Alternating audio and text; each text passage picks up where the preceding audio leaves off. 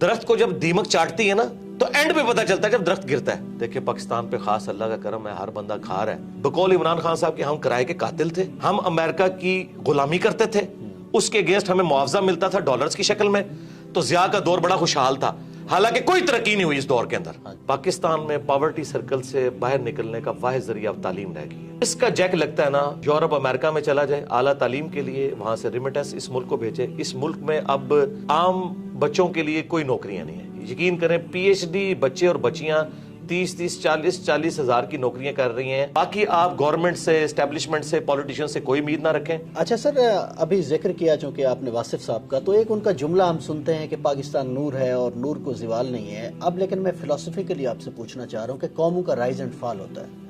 تو میں تو ایز اے 40 سال میری عمر ہے, میں نے بھی دیکھا ہے, ہم نے تو اس سماج پہ رائز دیکھا نہیں ہے. تو ہمیں تو لگتا ہے اب یہ ڈکلائن ہی ہے, یہ تو واحد قوم ہوگی جس پہ رائز آیا نہیں اور فال پہلے آ گیا. جی دیکھیں یہ سارے جذباتی جملے ہیں, ہم اس میں بلیو نہیں کرتے. یہ لوگوں کی جذباتی خواہشات ہیں. ہم بچپن سے سن رہے تھے دیکھیں پاکستان پہ خاص اللہ کا کرم ہے, ہر بندہ کھا رہا ہے اور پاکستان ختم نہیں ہو رہا. چل رہا ہے, حالانکہ ختم ہو رہا تھا میرے بھائی. وہ آخری وقت میں پتہ چلتا ہے کہ 4 سٹیج کینسر آیا ہوا ہے. درخت کو جب دیمک چاٹتی ہے نا تو اینڈ پہ پتہ چلتا ہے جب درخت گرتا ہے. ہم تو اس وقت بھی کہہ رہے تھے کہ یار ایسا نہیں ہے, اس کو روحانیت کے ساتھ نہ جوڑیں. لیس للانسان الا ما سعی, اللہ نے دنیا کو اسباب کے ساتھ جوڑا ہے, انسان کے لیے وہی ہے جس کی وہ کوشش کرتا ہے. ایسے نہیں ہوگا. آپ اگر سردیوں میں ٹھنڈے فرش کے اوپر ننگے پاؤں پھریں گے تو انشاءاللہ ضرور بیمار ہوں گے. آپ بسم اللہ پڑھ کے ساکٹ میں 2 انگلیاں دیں گے تو انشاءاللہ ضرور موت کا شکار ہوں گے. یہ کون صاحب نے دین بنایا ہوا ہے کہ جی وہ جی اللہ تعالیٰ کا خاص کرم ہے. اللہ تعالیٰ نے تو, اللہ کا تو کوئی رشتہ دار نہیں ہے, سیدھی سی بات ہے.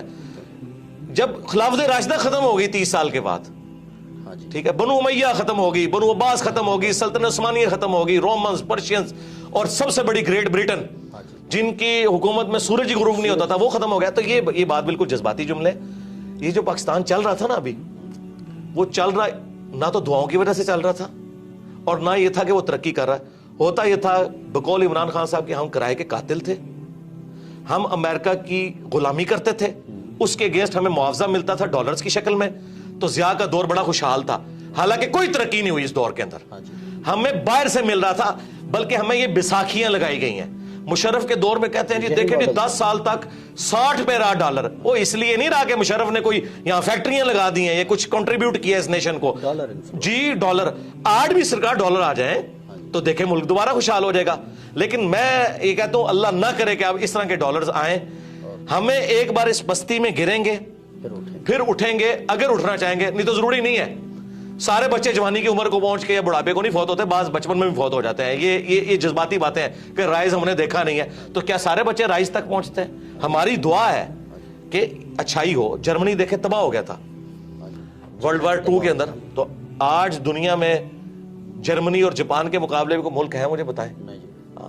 تو دیکھ لیں وہاں پہ فوجیں اس لیول کی نہیں ہیں, پھر بھی لوگ رات کو بڑے آرام سے سوتے ہیں.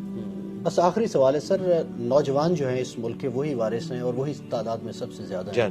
بس ان کو ذرا مخاطب کر کے, سیاست, معیشت, معاشرت سب تباہ ہے, تو ہمارا مخاطب تو وہی ہے, وہی کچھ کر سکتے ہیں. جی نوجوانوں کو میں یہ ریکویسٹ کروں گا کہ آپ لوگ جو ہے نا اپنی تعلیم کے اوپر توجہ دیں.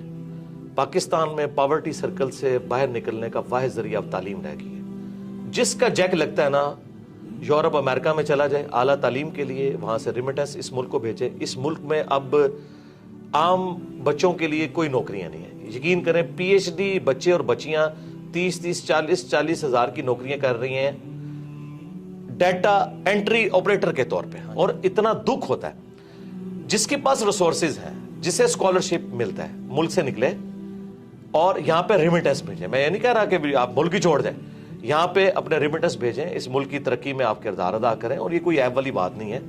اس وقت بھی آلموسٹ 1 کروڑ کے قریب پاکستانی باہر کے ملک میں بیٹھا ہوا ہے. اور اپنی تعلیم کے اوپر توجہ دیں. اور اگر کسی کے والدین کا کوئی کاروبار ہے تو تعلیم کے ساتھ اس کاروبار میں بیٹھنے میں کوئی آر محسوس نہ کریں. یقین کریں کتنے ان پڑھ لوگ ہیں جنہوں نے ہزاروں پڑھے لکھے نوجوانوں کو جابز دی ہوئی ہیں. آپ اپنے سرکمسٹانسز کو دیکھ کے نا جو بیسٹ پرفارم کر سکتے ہیں کریں, محنت سے جی نہ چرائیں. اور آپ جتنی اپنی ایفرٹ پٹ کر سکتے ہیں نا اپنا مستقبل بنانے کے لیے وہ کوشش کریں. باقی آپ گورنمنٹ سے, اسٹیبلشمنٹ سے, پولیٹیشین سے کوئی امید نہ رکھیں. بالکل کوئی دور دور تک حالات و واقعات یہاں نظر نہیں آ رہے ہیں. جس کا کوئی جیک لگتا ہے بھائی یہاں سے نکلیں. اور یہاں آپ پیسہ بھیجیں. میں نکلنا وہ والا نہیں کہہ رہا جی ان کو چھوڑ دیں شرنے کے لیے, یہ میں نہیں کہہ رہا. جس کا کوئی موقع ہے تو مجھے تو اب ایک ہی سورس, یا آپ ایسا ہنر حاصل کریں کہ آپ فری لانسر ہوں اور آپ انٹرنیٹ کے ذریعے پیسے کما سکیں, اس طرح کا کوئی معاملہ کریں. اور جن کے پاس پیسہ ہے نا یار, وہ کنٹریبیوٹ کریں نیشن کو. یار پیسے والے لوگ کم از کم سولر اپنے گھروں پہ لگوائیں تاکہ غریب لوگوں کو وابڈا کی بجلی سستی ملے.